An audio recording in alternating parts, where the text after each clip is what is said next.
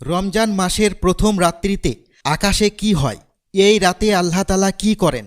সহিহ হাদিসে বর্ণিত আছে, নবী করিম সাল্লাল্লাহু আলাইহি ওয়াসাল্লাম বলেছেন, যখন রমজানের প্রথম রজনী তোমাদের মাঝে আগমন করে তখন আল্লাহ সর্বপ্রথম যে কাজটি করেন তা হল তিনি জাহান্নামের সমস্ত দরজা বন্ধ করে দেন আর জান্নাতের দরজাসমূহ খুলে দেন এবং আল্লাহ তাআলা শক্তিশালী শয়তানগুলোকে শিকল দিয়ে আবদ্ধ রাখেন যাতে তারা কোনো রোজাদার ব্যক্তির কাছে গিয়ে ওয়াসওয়াসা না দিতে পারে। এখন আপনাদের মনে প্রশ্ন জাগতে পারে, তাহলে রমজান মাসে মানুষ পাপ কাজ কেন করে? কাজী ইয়াজ রহমতুল্লাহি আলাইহি বলেন, যারা রোজাদার তাদেরকে শয়তান ওয়াসওয়াসা দিতে পারে না, ফলে ওই ব্যক্তি বড় ধরনের পাপ কাজ করতে পারে না।